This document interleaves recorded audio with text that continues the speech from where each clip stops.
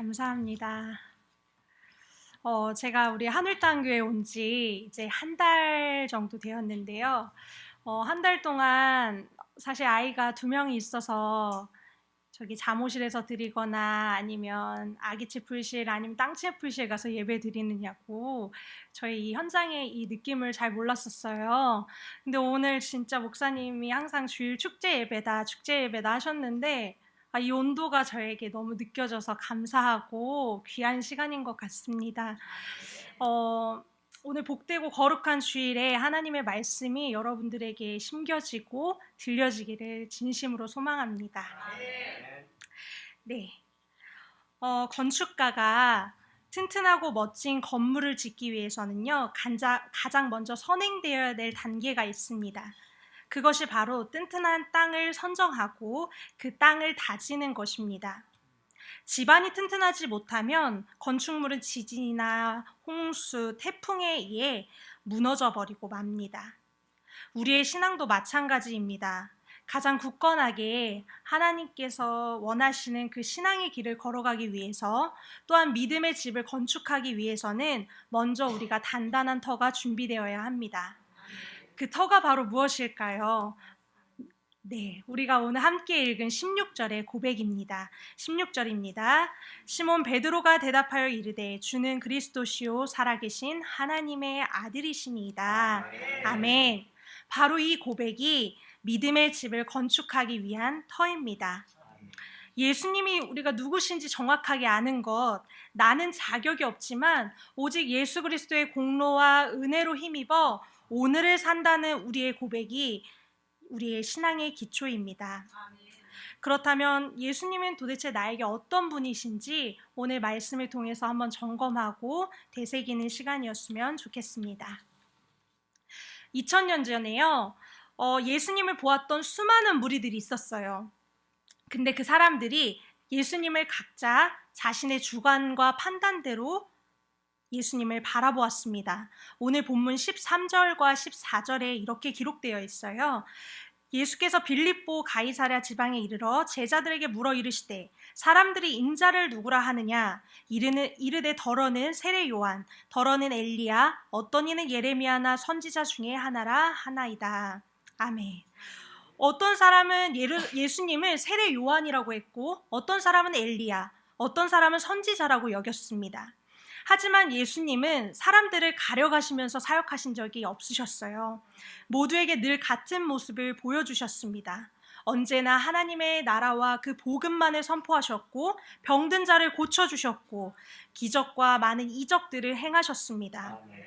예수님은 늘 똑같이 사역하셨는데 사람들은 각자 자기가 원하는 대로 본인의 시각대로 예수님을 바라보고 이해했습니다. 또한 바리새인들은요, 귀신의 왕 바알세불을 힘입어서 예수님이 귀신을 쫓아낸다라고 이렇게 주장도 했습니다.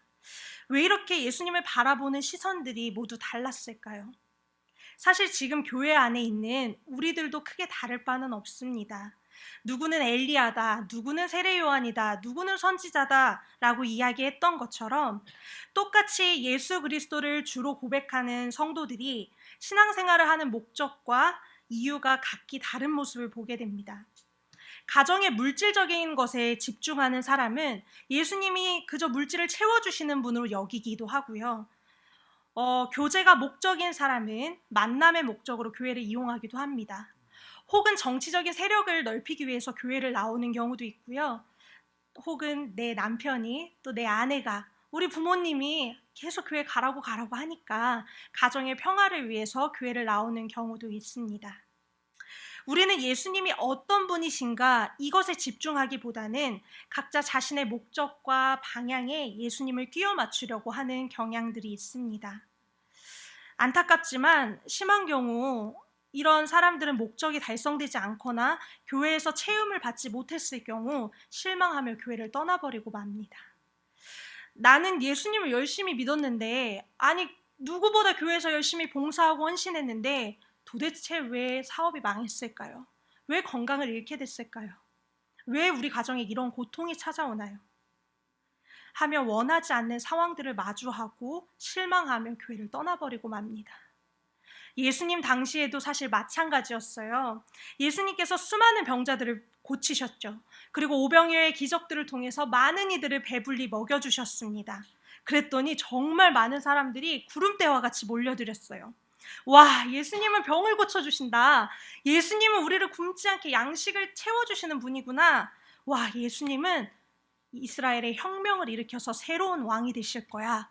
라고 이러한 기대를 가지고 예수님을 찾아왔습니다. 그런데 그들은 결국 예수님이 십자가에 매달려 돌아가실 때에는 단 한 명도 남아있지 않았습니다. 심지어 제자들조차도 그랬죠. 제자들도 예수님이 이스라엘의 실제적인 왕이 되셔서 이스라엘을 통치하시고 다스리실 것이라고 기대하고 있었습니다. 마가복음 10장 37절에 보면요, 제자들이 하나는 우편에 하나는 좌편에 자리를 달라고 요구한 것을 볼 때 그들은 예수님이 십자가에서 달려 죽는 메시아인 것을 기대하지 않았다는 사실을 우리는 알 수가 있습니다. 이처럼 다른 목적으로 교회에 나와 신앙생활하는 것은 연약한 집안 위에 지은 집처럼 흔들리기 마련입니다. 아니요, 무너져 버립니다. 하지만 예수님이 누구신지 어떤 분인지 확실히 아는 사람의 신앙은 무너지지 않습니다. 베드로는 본문 16절에 이렇게 고백합니다.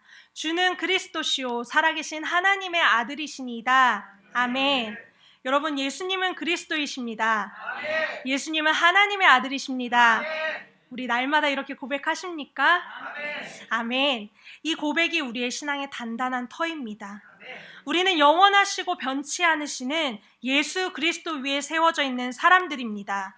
이 신앙의 확신이 있어야만이 우리가 하나님의 사람으로 건강하게 세워져 나갈 수 있습니다. 그래서 18절에요, 이렇게 기록되어 있어요. 내가 이 반석 위에 교회를 세우리니 라고 말씀하시는 겁니다.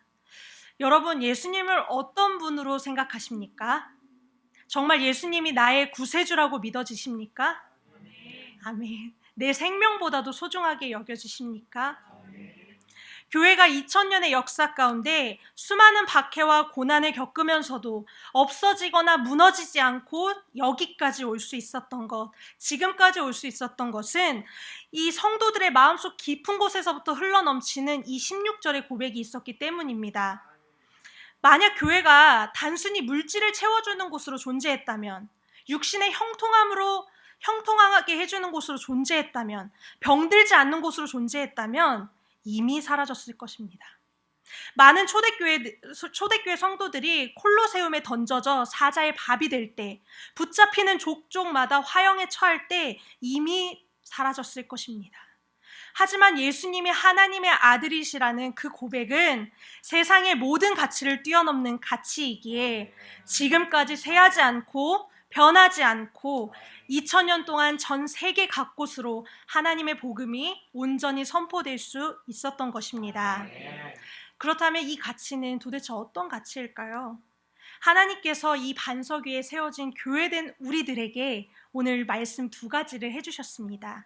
첫 번째는 천국의 열쇠입니다. 우리 19절 우리 함께 한 목소리로 읽어보도록 하겠습니다. 시작.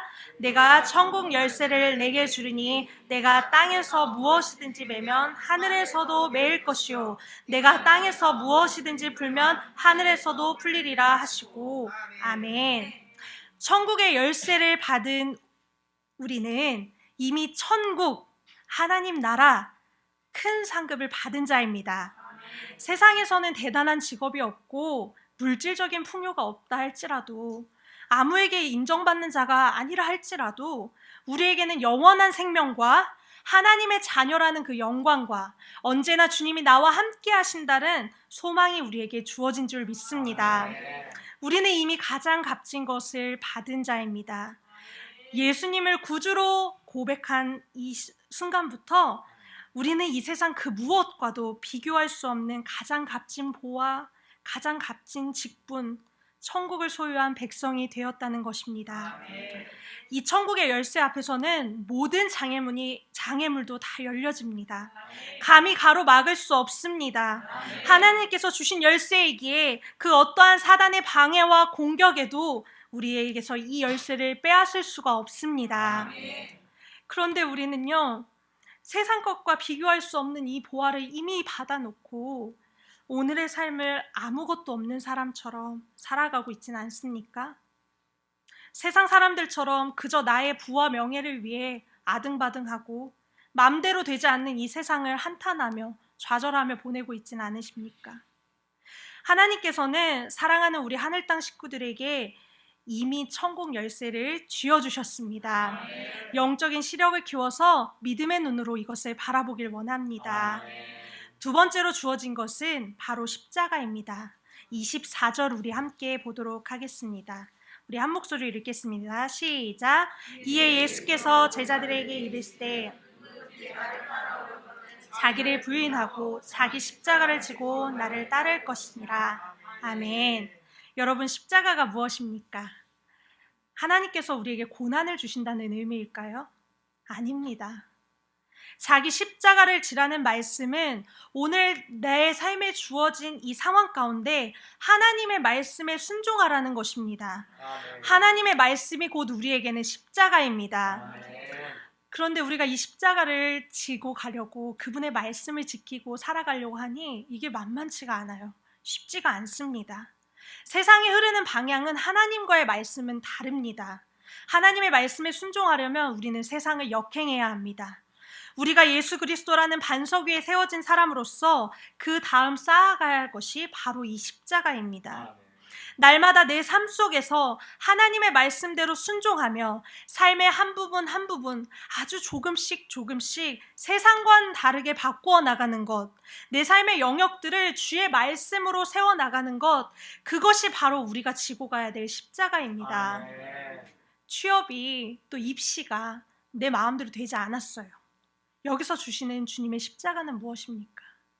취업과 입시에 실패했으니까 괴로워하고 낭망하며 좌절해 있는 것이 십자가를 지는 겁니까? 아닙니다. 범사에 감사하라 라는 그 하나님의 말씀을 붙잡고 모든 일을 통해서 선을 이루실 것이라는 그 말씀을 붙잡고 나에게 가장 좋은 것으로 가장 좋은 때에 하나님 좋은 것을 주신다라는 그 하나님의 말씀을 신뢰하는 것, 그것이 바로 우리가 십자가를 지는 겁니다. 아멘. 여러분, 십자가는 고난이다 이렇게 이해해서는 안 됩니다. 우리의 생각을 조금 더 확장시켜서 이해해야 합니다. 취업이 안 되고 사업이 망하고 건강했던 육체가 병이 들고 자녀가 내 뜻대로 되지 않는 거, 그거 세상 사람들도 마찬가지입니다. 직장이나 학교에서 혹은 내 남편, 내 아내가 나랑 정말 맞지 않고 미운 사람 생기는 거, 그거 예수님 안 믿는 사람들도 마찬가지예요. 하지만 우리가 져야 될 십자가는 단지 고통스러운 고난 이것이 아니라 모두가 힘들다 하고 소망이 없다고 말할 때, 넓고 큰 길만을 걸어가려고 할 때 말씀 붙잡고 씨름하고 그 말씀 하나를 내 삶의 현장에서 지키고 세워나가는 것, 그것이 바로 십자가를 지는 것입니다. 예수님이라는 반석 위에 세워진 사람으로서 하나님의 말씀을 지금 내가 선 이 자리에서 순종해내고 감당해내는 것이 바로 우리 진짜 신앙의 모습입니다. 여러분, 아마 손양원 목사님 많이 이야기 들어보셨을 거예요. 손양원 목사님은 공산당 학생 때문에 목사님의 두 아들이 순교를 당하게 됩니다. 죽임을 당합니다. 정말 원수 중에 원수인데요. 목사님은 원수를 사랑하라는 그 하나님의 말씀을 붙잡고 아들을 죽였던 그 살해범을 재판장에서 빼내와서 본인의 양아들로 삼습니다. 그냥 양아들로 삼은 게 아니라 옆에 두고 매일같이 지도하고 기도하며 사랑으로 진짜 아들처럼 키워냈습니다.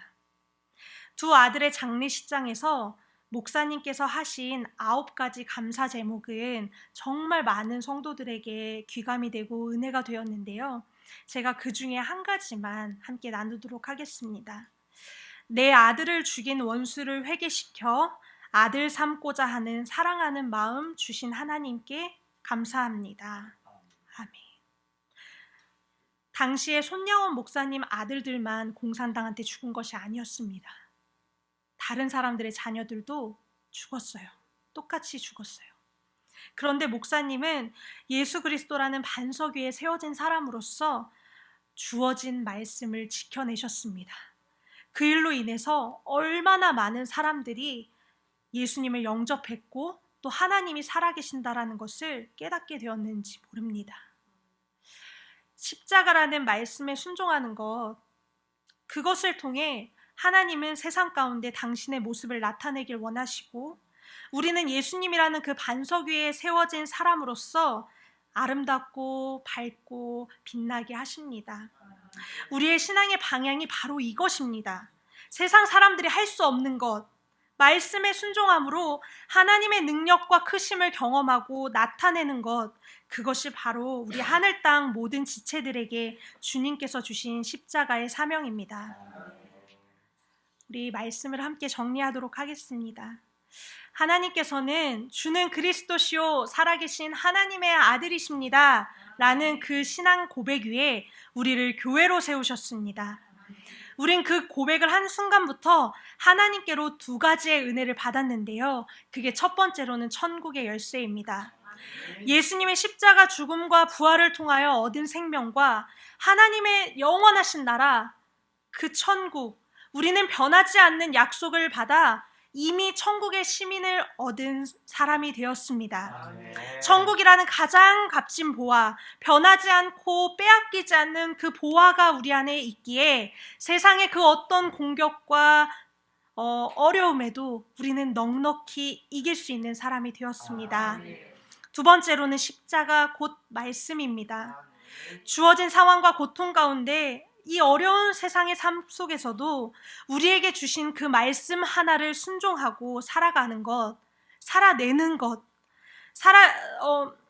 그 말씀에 순종함으로 그 십자가를 세워나가는 것, 하나님께서는 우리를 통해서, 우리 가정을 통해서, 우리 교회를 통해서 크고 놀라운 역사를 이루어가기를 원하십니다. 먼저 예수 그리스도를 확실히 아는 반석 위에 쓰시고 눈을 들어 하나님 나라를 바라보시고 지금 내게 주어주신 자리에서 하나님 말씀에 순종하며 하나님의 영광을 나타내는 자리에 가시기를 진심으로 축복합니다. 성령 하나님께서 우리의 연약함을 도우십니다. 반드시 도우셔서 우리에게 순종할 수 있는 힘과 능력을 주실 줄 믿습니다. 2021년이 어느덧 마무리되고 새로운 한 해를 열어갈 때가 왔죠. 하루 코로나 확진자가 4,000명이 넘어가는 이 시기 가운데 앞으로 우리의 인생이 어떻게 펼쳐질지 아무도 모릅니다. 한 치 앞도 알 수 없는 인생입니다. 그러나 교회된 우리가 이 세상 가운데 어떻게 서 있어야겠습니까? 우리는 어떠한 질병이든 고난이든 우리는 이 고난에서도 이길 힘이 분명히 있습니다. 모든 상황에서 승리하시고 세상에 감당할 수 없는 믿음의 사람으로 세워지는 우리 사랑하는 하늘 땅 식구들 되시기를 진심으로 축복합니다.